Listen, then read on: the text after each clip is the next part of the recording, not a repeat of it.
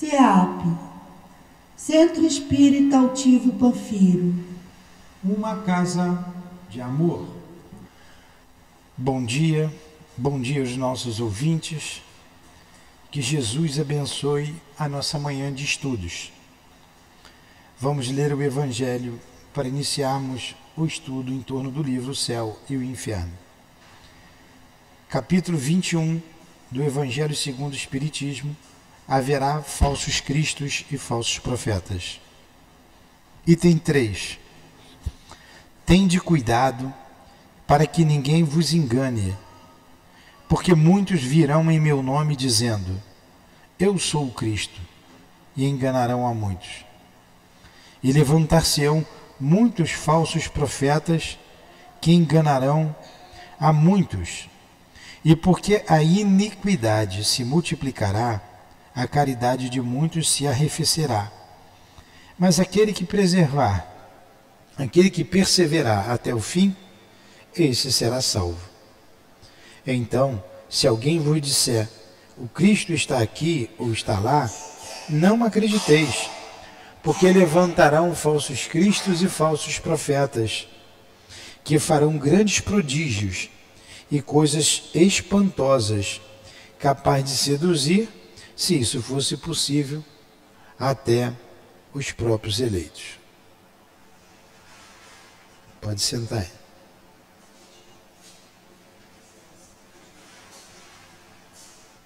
Então vamos fazer a nossa prece para iniciar o nosso estudo.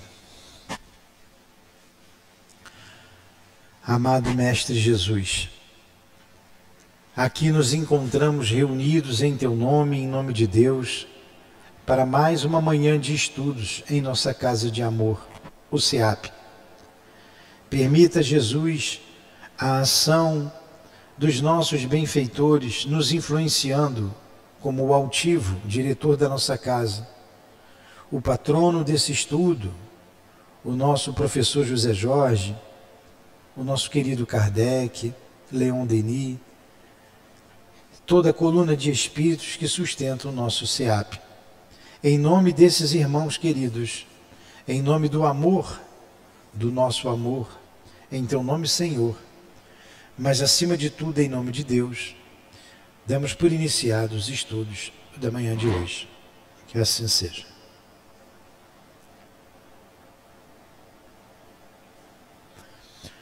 Muito bem. Vocês estão vindo pela primeira vez, né? Tá, vocês vieram para se inscrever, não é isso? Tá. Então nós estamos estudando aqui o livro O Céu e o Inferno, que corresponde à quarta parte do Livro dos Espíritos, das Penas e Consolações. E nesse capítulo 5, começamos a estudar sobre o inferno, o que seria o inferno. Mas antes, Allan Kardec trouxe a ideia do inferno pagão. Então, o inferno pagão é o inferno daqueles homens que não são cristãos. Veio da antiguidade. E ele fala do inferno no primeiro item, para depois entrar no inferno pagão.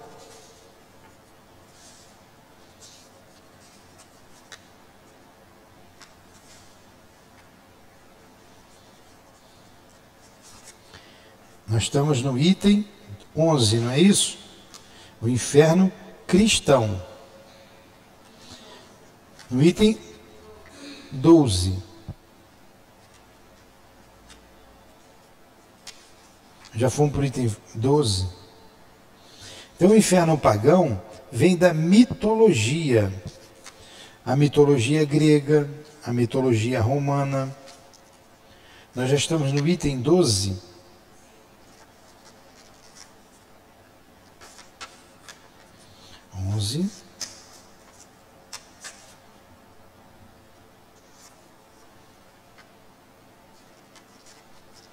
Ué, o meu livro não tem o 12? Está em que página? Me diz a página aí, por favor. Página 709. O item 12 tá... Ah, tá aqui embaixo. Tá logo... Tá aqui embaixo. Tudo bem. Aí eu lembro como vieram as mães para cá e estava essa linguagem um pouco empolada. Eu pulei o que faltava do inferno pagão. Lembra? Vamos fazer o seguinte. Vamos reiniciar aqui o capítulo 5, o item 9. Alguma coisa eu vou pulando para a gente entender o que é o inferno pagão, porque não ficou bem entendido, tá? Então vamos lá. Capítulo 5, quadro comparativo do inferno pagão e do inferno cristão. Então deixa eu falar para vocês. Esse livro aqui já é um livro que, para quem já está estudando há muito tempo. O livro dos Espíritos é a base da doutrina espírita. E a gente divide o livro dos Espíritos em 4 partes. A primeira parte do livro dos Espíritos tem o livro A Gênese. A segunda parte, o livro dos Médiuns. A terceira parte, o Evangelho segundo o Espiritismo. E da quarta parte do livro dos Espíritos surgiu esse aqui, que lá trata das penas e consolações. E Kardec então trouxe o livro O Céu e o Inferno. E nesse livro O Céu e o Inferno está tratando justamente disso, das penas e das consolações. O que acontece com a gente depois da morte? Então, muitos, os cristãos de modo geral, diz que a gente vai para o inferno ou para o céu quando morrer.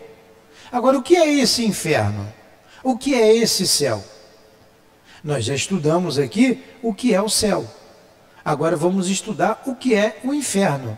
E da onde surgiu essa ideia do inferno? Essa ideia do inferno vem lá dos tempos antigos, dos pagãos.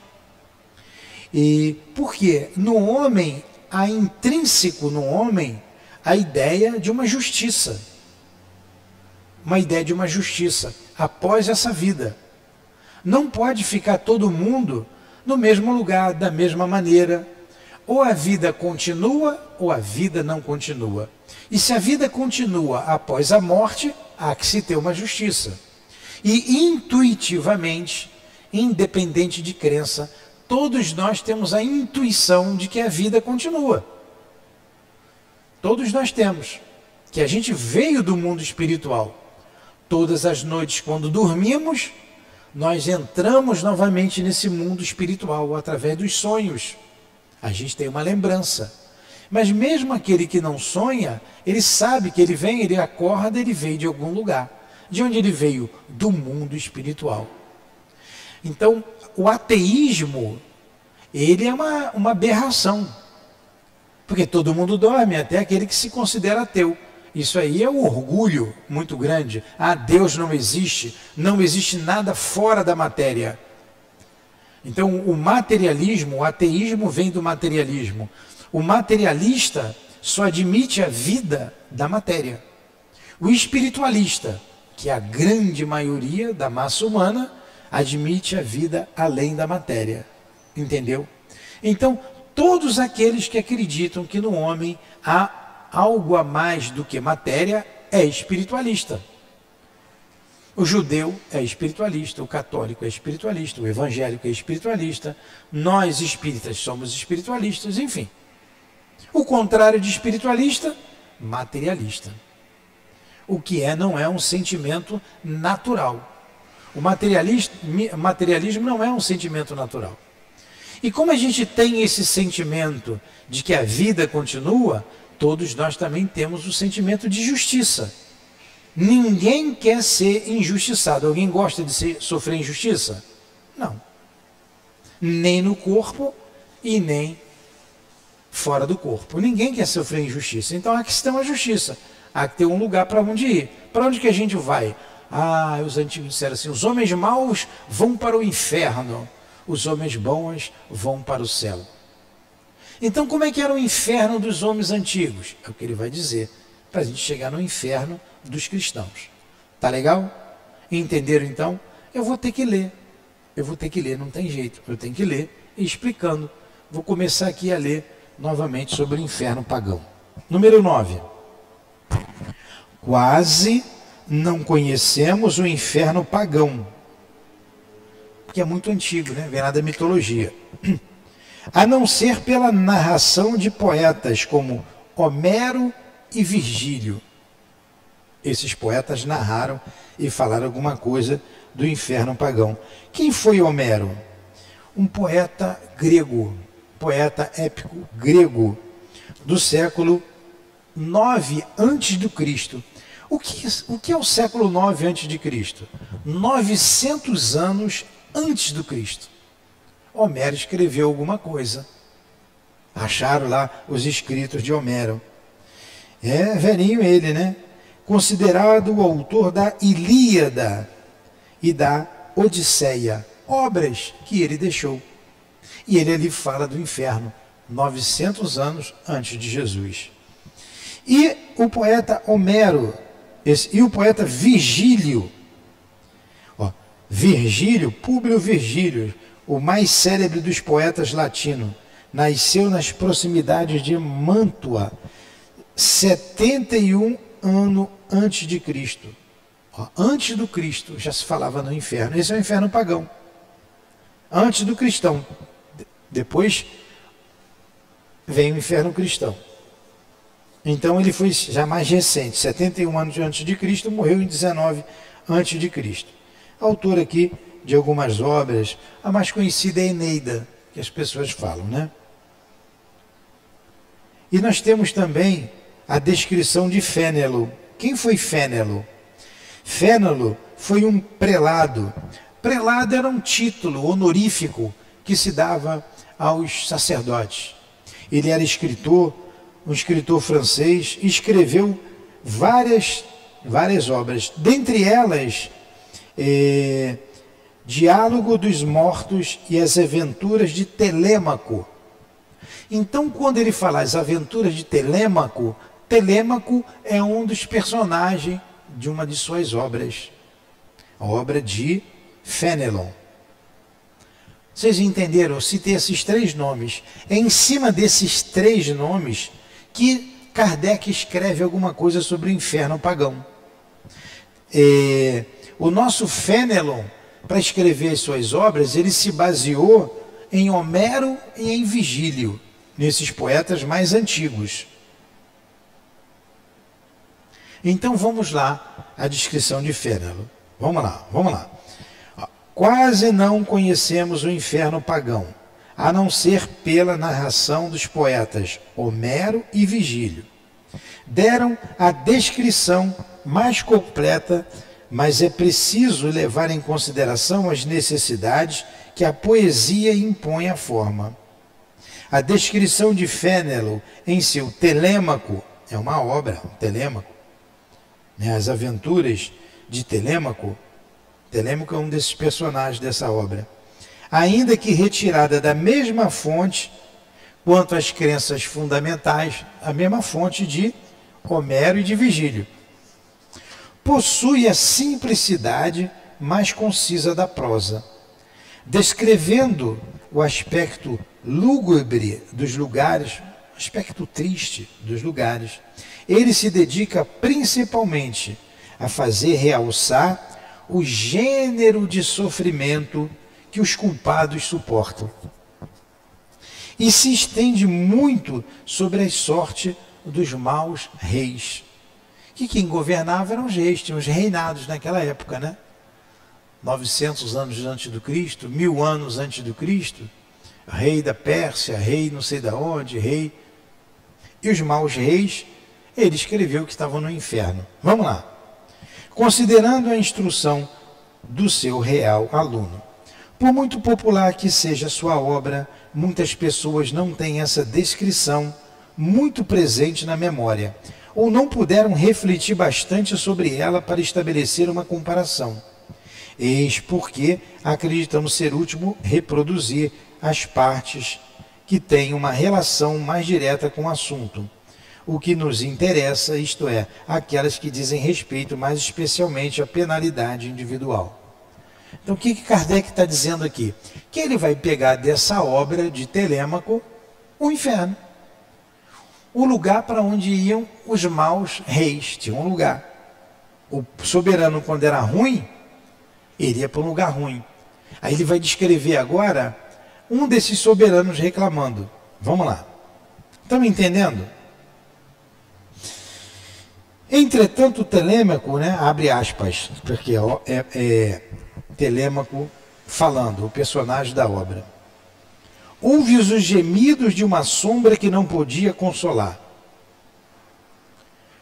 Qual é o vosso sofrimento? Perguntou. Quem foste vós na terra? E a voz responde. Nabofazã, era um rei. Respondeu a sombra. Rei da impotente Babilônia. Então esse rei estava sofrendo nesse inferno pagão. E ele descreve o seu sofrimento. Ó. Todos os povos do Oriente tremiam só ao ouvir o meu nome. Eu me fazia adorar pelos babilônios em um templo de mármore, onde era representado por uma estátua de ouro, diante da qual se queimavam noite e dia preciosos perfumes da Etiópia. Jamais pessoa alguma atreveu-se a me contradizer sem ser imediatamente punido. O camarada era mau. Ele era um rei, se fazia ser adorado, e quem contradizia ele mandava matar. Ele mesmo fez uma estátua de ouro e as pessoas tinham que adorar aquela estátua de ouro. Só que um dia ele morreu e o Telêmaco está descrevendo aqui o que ele sofria. É uma história real? Não. Faz parte da mitologia grega. Mito. O mito não é um ser real. Mito não é um ser real. É uma ficção. Vocês vejam aí um grupo de pessoas chamando um presidente de mito, não vê? Mito. Ele é um mito. É. Então, a mitologia, estudo dos mitos. Isso aqui não é uma história real. Tá? Então ele está descrevendo aqui, vai descrever o inferno que esse rei babilônico se encontra. Lendo essas histórias é que se baseia o inferno cristão. Então, para a gente entender o inferno cristão, precisa entender o inferno pagão. Tudo bem até aí? Eu estou explicando bem devagarinho, porque é leitura, eu sei que é cansativo, mas eu tenho que ler. E como não demora muito, vocês vão suportar aí um pouquinho, tá? Vamos lá.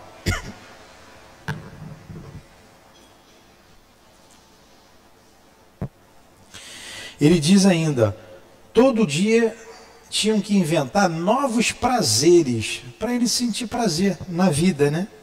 As coisas mais deliciosas. Eu era então jovem, robusto, ai de mim, quantos êxitos restava ainda para usufruir. Mas ele não era um Deus. Eu vou pular um pouquinho aqui, tá, Luciana?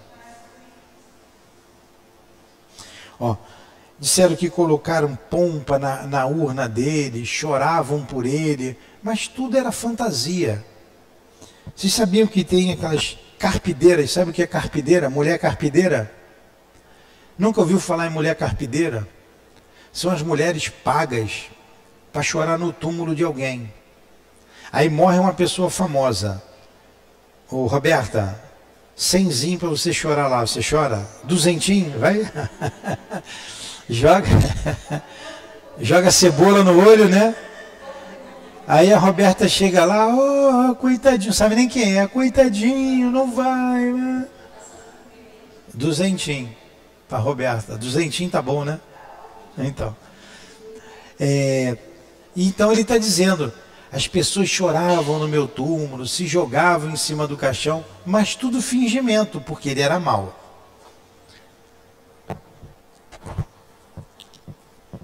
Falando assim, no outro parágrafo.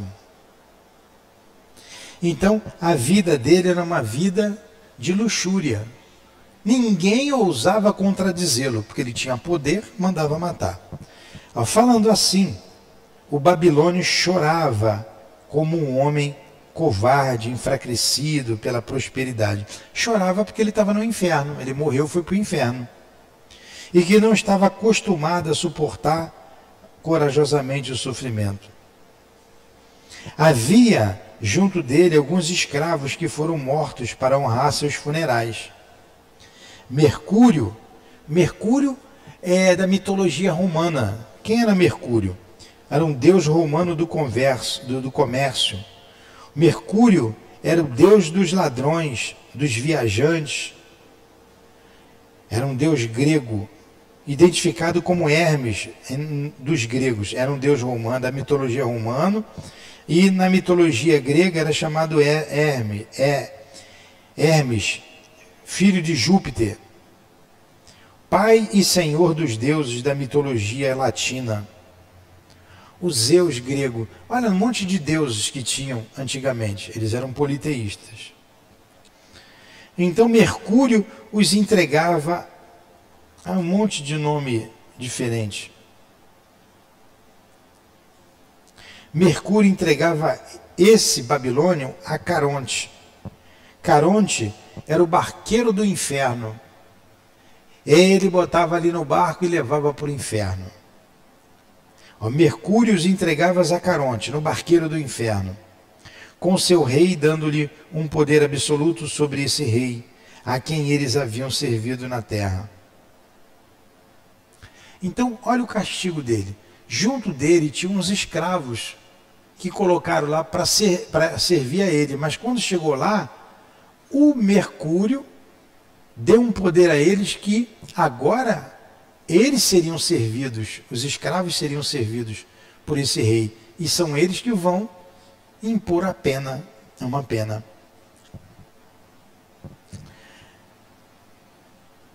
Essas sombras de escravos não temiam a sombra de Nabofazã. Nabofazã é o rei que está sendo castigado. Elas o tinham acorrentado e lhe faziam as mais cruéis indignidades. Uma lhe dizia: não fomos homens assim como tu? Como foste tão insensato para acreditares que eras um Deus? Não te convinha lembrar que eras da raça dos outros homens? Um outro dizia: tinhas razão em não querer te considerar como homem, porque tu eras um monstro. Um outro lhe dizia: não tem nada mais para dar, infeliz, não podes mais fazer nenhum mal. Então o rei morreu, o rei foi para o inferno. No inferno tinham os escravos, que eram escravos dele, passaram a ser senhor dele e o torturavam. Então, o inferno para o povo pagão era assim. O castigo era individual. Era individual. Está entendendo? Se dormir, vai para o inferno, hein? Eu estou vendo seu olhinho ficando pequenininho, hein? Eu vou chamar Caronte para te levar, hein? Caronte. O Caronte é o barqueiro do inferno. Caronte, venha cá que tem gente dormindo. O olho está ficando pequenininho. Estou vendo. Vamos lá. Mais meia horinha a gente acaba aqui, senão vai vir o coisa ruim te levar, hein? Tá bom. A essas duas palavras, Nabofazã é o rei, desculpe eu falar toda hora, lançou-se de rosto contra a terra, arrancando os cabelos, num excesso de desespero, de cólera e desespero. Mas Caronte dizia aos escravos, Caronte era o capitão lá, né? Arrastai-o por sua corrente, levantai-o contra a sua vontade. Ele não terá nenhuma consolação, ele não poderá esconder sua vergonha. É preciso que todas as sombras do Estige, Estige, na mitologia grega, era um rio que contornava 7 vezes o inferno, e cujas águas tornavam invulnerável quem nelas banhassem. Um rio que rodava 7 vezes o inferno, e quem entrasse naquela água não saía mais. É necessário que esse rio o leve, seja um testemunha disso para justificar os deuses. Logo percebeu, bem perto dele, o negro Tártaro. O que era o Tártaro? O Tártaro, na mitologia grega, era o inferno. Então ele foi lá para o Tártaro, era a profundidade dos infernos. Aqui a gente fala, vai queimar no mármore do inferno, não fala? Na mitologia grega era o Tártaro, vai queimar na profundidade do Tártaro. Logo percebeu bem perto dele o negro Tártaro. Dele saía uma fumaça escura e espessa. Linguagem estranha, né? Parece aqueles desenhos fúnebres, aqueles filmes, né? Aquelas fumaças esquisitas. Cujo o odor infecto teria a morte se ele se espalhasse na morada dos vivos. Então o lugar era tão feio, tão ruim, que se ele viesse aqui para a terra, todos nós morreríamos.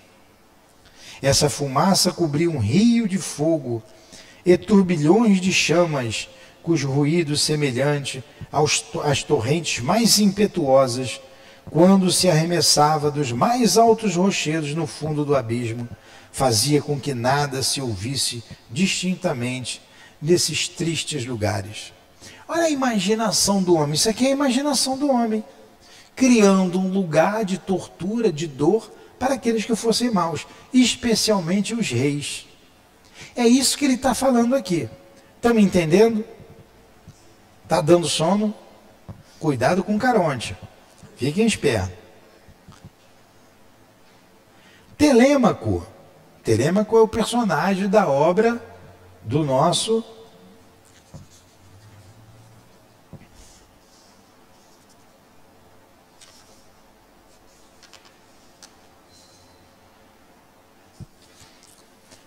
Telêmaco, o personagem da obra do nosso Fénelon. Tá? Fénelon tem várias mensagens aqui no evangelho dele. Telêmaco, secretamente animado por Minerva. Minerva era deusa latina, deusa dos artesãos, assinalada pelos romanos de Atena grega. Tá? Telêmaco, secretamente animado por Minerva, que é uma deusa grega, entra sem receio nesse abismo. Primeiro ele viu um grande número de homens que tinham vivido nas mais baixas condições e que eram punidos por haverem procurado riquezas por meio de fraudes, traições e crueldades. Olha só, lá também tinham os homens comuns, que roubavam, que eram cruéis, estavam ali no inferno também sofrendo, onde estava o rei.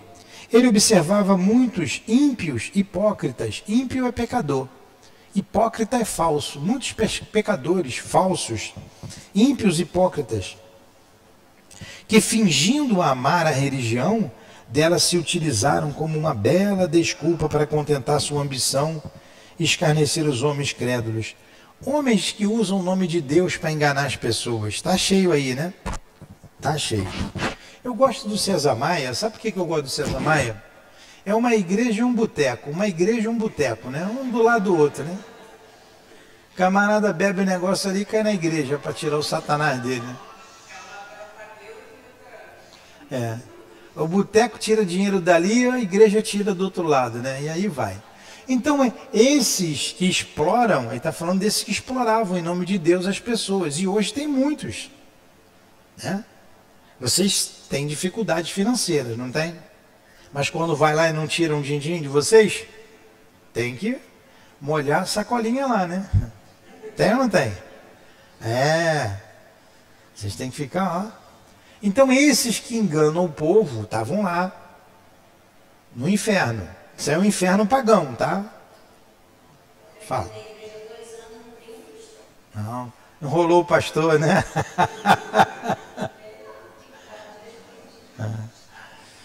Não te expulsou de lá, não? Você botava a mão assim e tirava, né? Hã?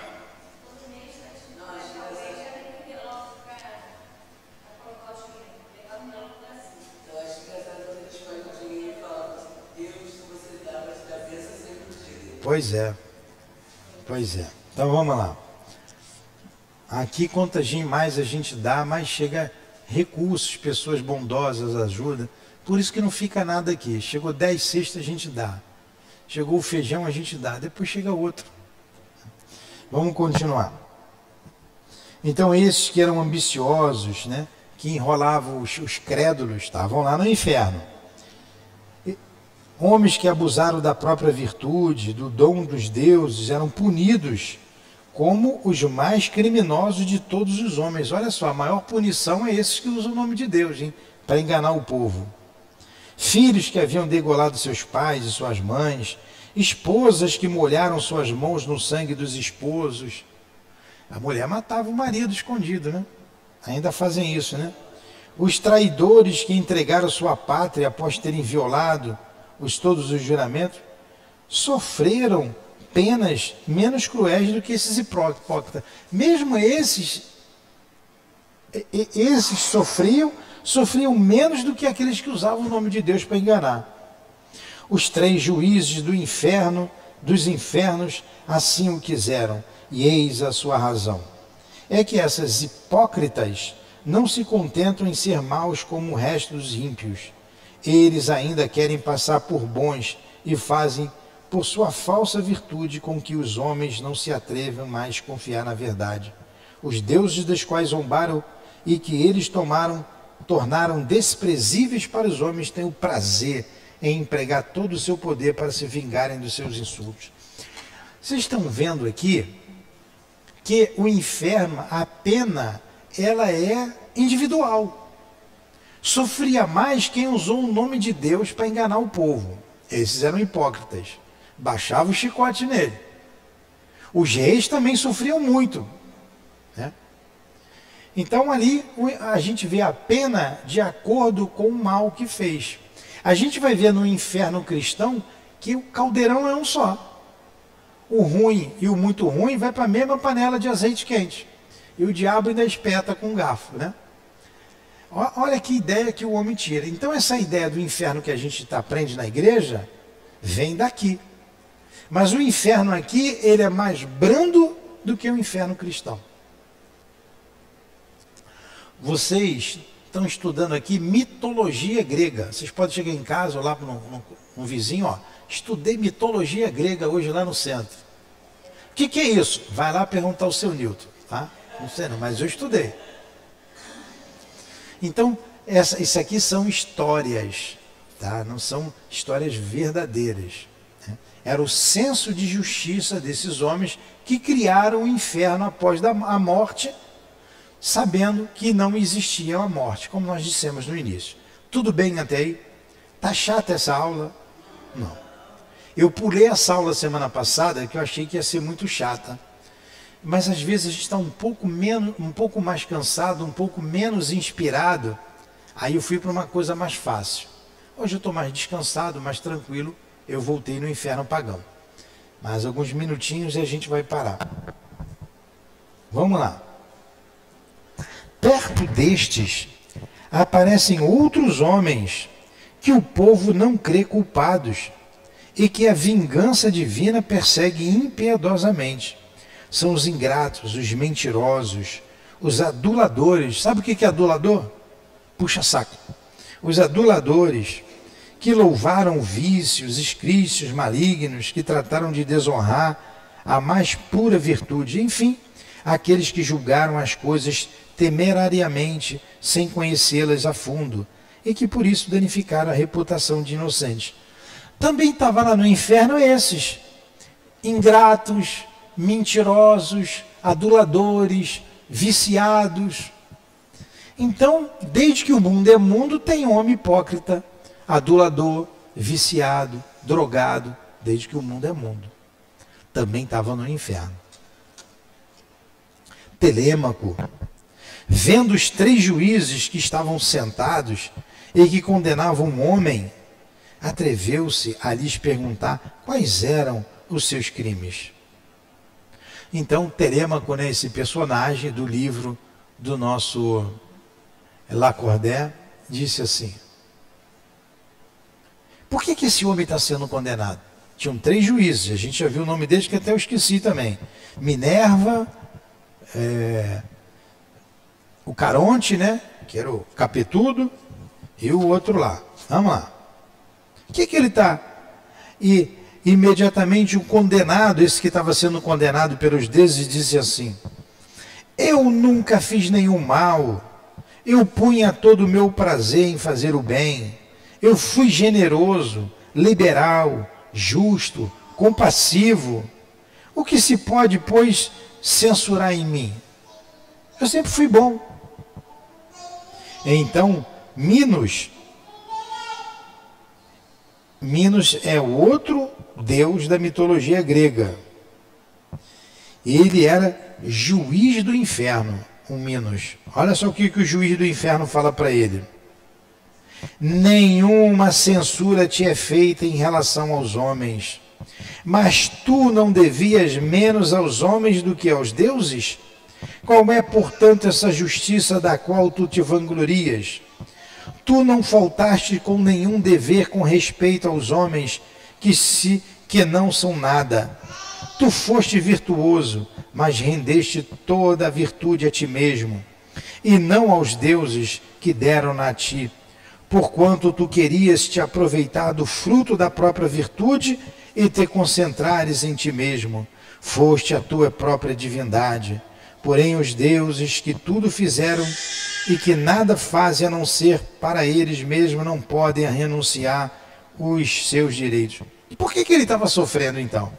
Ele foi bom, ele foi justo. No fundo, ele era vaidoso. Ele estava se enaltecendo. Vocês estão vendo como eu sou bom? Olha só, eu dei para vocês a cesta básica. Olha como é que eu sou bom. Sou generoso. Aí vocês, o seu Newton é muito legal. O que eu estou fazendo? Vaidade. Eu estou querendo aparecer. A cesta básica não foi nem eu que comprei, foram outros que deram, né? Chega aqui. Aí, quando desencarnar, aí eu chego lá diante da minha consciência, né? Eu quis a glória do mundo. É o que está acontecendo com esse aqui. Ele era vaidoso. Então foi condenado pela vaidade. Jesus diz: não se pode servir a Deus e a Mamon. Ou serve-se a Deus ou ao mundo. Quem quer o prazer do mundo já recebeu a sua recompensa, porque ele quer a recompensa do mundo e não da alma. Vamos lá adiante. Mais um pouquinho. Aí vai dando a pena dele. Na última linha aí, Luciana. Aqui uma luz divina derruba todos os julgamentos superficiais. A essas palavras do filósofo, como que atingido por uma desgraça imprevista, não podia suportar a si mesmo. A satisfação que tivera outrora em contemplar sua moderação, sua coragem e suas inclinações generosas, transformaram-se em desespero.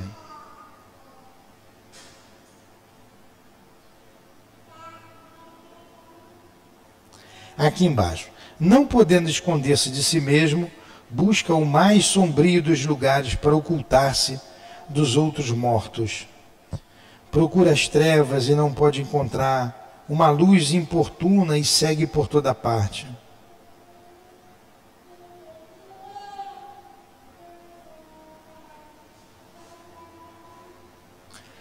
Tem um outro que reclama: pois não conheci nem os deuses, nem os homens, nem a mim. Não conheci nada, portanto nunca amei o único e verdadeiro bem. Todos os meus passos foram extraviados. Minha sabedoria foi apenas a loucura. Minha virtude somente o orgulho impiedoso e cego. E eu era eu mesmo o meu ídolo. É esse mesmo camarada que era vaidoso, ele só gostava dele mesmo.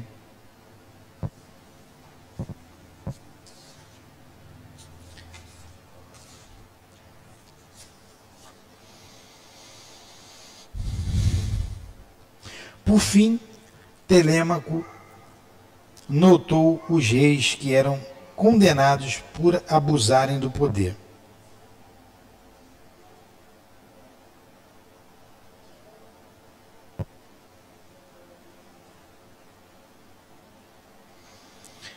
De um lado, uma fúria vingadora apresentava-lhes um espelho. A fúria vingadora é uma deusa grega também. E lhe mostrava no espelho todas as deformidades dos seus vícios, mostrando os vícios dos reis.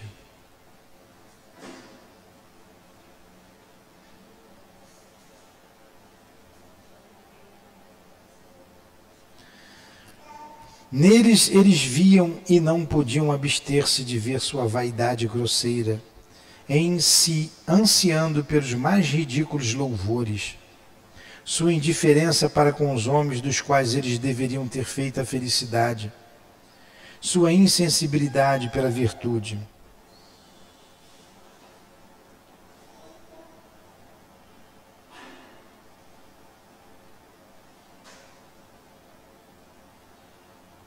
Ele vai traçando aqui, eu não vou ler porque está comprido, mas eu vou dizer o que ele está dizendo, escreveu aqui, o nosso poeta.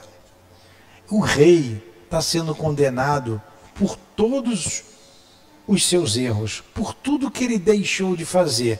Ele veio para ajudar o povo e não ajudar o povo, e não ajudou. Aí como um espelho mostrava a ele tudo que ele fez de errado, e por isso ele sofria. Ouve-se os seus gemidos nessas profundas, está na página 7,6, Luísa. Ouve-se os seus gemidos nessas profundas trevas, onde vêm apenas insultos e as zombarias que devem sofrer. Então eles ficam sofrendo insultos, zombarias. Não tem nada à sua volta, não os rejeite e não os conteste. Ao passo que na terra eles escarneciam da vida dos homens. Ali Telêmaco notou rostos pálidos, feios e desolados. É uma tristeza lúgubre que ronda esses criminosos. Eles têm horror de si mesmos e não podem se livrar desse horror, como também não podem da sua própria natureza.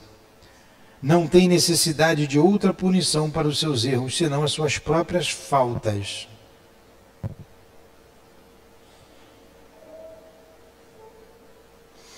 A gente vê aqui que no inferno pagão, cada um sofre pela falta que cometeu. Tá?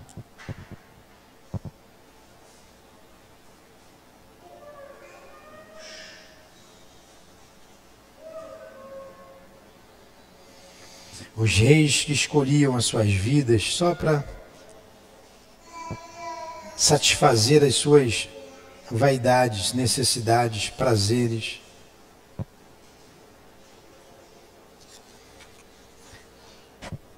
Pois bem, vamos para o inferno cristão. Vou falar só mais 5 minutos e a gente vai encerrar. Esse é o inferno pagão, que vem da mitologia. Tá? O que a gente tem aqui, resumindo, o que Kardec, onde ele pesquisou? Ele pesquisou num escritor latino, que se baseou em escritores como Virgílio, como Homero. Homero, ele escreveu isso no século IX a.C., 900 anos antes do Cristo. Não tinha nem o Jesus que tinha vindo à Terra. O Virgílio escreveu isso 71 anos, ele nasceu 71 anos antes de Cristo. E depois ele desencarnou no ano de 19. E mais recente, a gente tem Fénelon. Fénelon, ele foi um padre, né, um prelado. Prelado era nós falamos aqui, um título honorífico que eles recebiam, já no século 17, 1651. E ele escreve várias obras. É em cima dessas obras que ele descreve, consultando Homero e Virgílio, o castigo.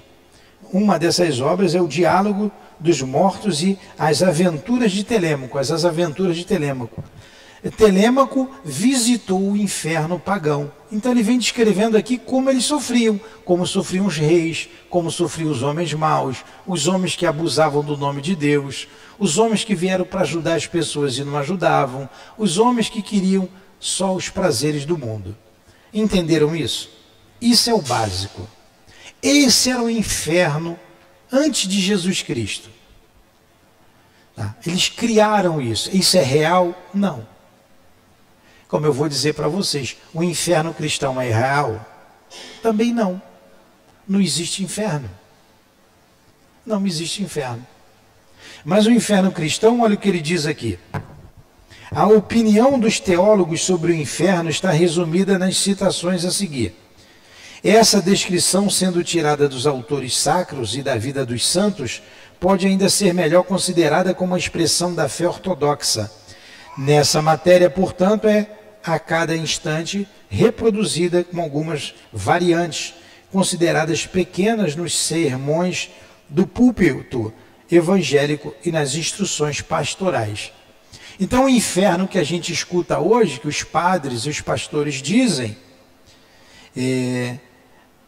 é baseado, e ele é muito mais cruel do que esse inferno pagão. Nós vamos parar por aqui. Aí semana que vem, sim, hoje a gente fez com bastante calma, né? E não ficou chato. Ficou chato? Não. Semana que vem a gente vai falar do inferno cristão. Eu sei que vocês gostam mais do inferno do que do céu, né? Vocês gostam dessas histórias. Ó, a primeira frase aqui, olha o que ele diz. Ó. Os demônios são puros espíritos, os condenados presentemente no inferno. Aí a gente vai ver o que é demônio e como é que é esse inferno. Ainda bem que não existe, né? Senão a gente ia encontrar todo mundo lá, né? E você por aqui, você também, né? E o céu ia estar vazio. Vazio. Alguma pergunta? Não? Vamos fazer a prece então. Muito obrigado, Jesus. Muito obrigado, meu Deus. Muito obrigado, altivo, espíritos guias da nossa casa, ao professor José Jorge, a todos vocês, muito obrigado. Abençoe a nossa casa espírita, abençoe a cada um desses irmãos que se encontram aqui, presentes, abençoe os irmãos que à distância nos ouvem e que possamos ter uma boa semana, um bom resto de dia. Despeça-nos. A nossa gratidão a Allan Kardec. Despeça-nos, Senhor, em nome da Tua paz, em nome do Teu amor. Em nome do nosso amor, Lourdinha, do amor que vibra nesta casa. Em nome do altivo, da direção espiritual do SEAP. Encerramos, então, os estudos da manhã de hoje em torno do livro Céu e Inferno. Que assim seja.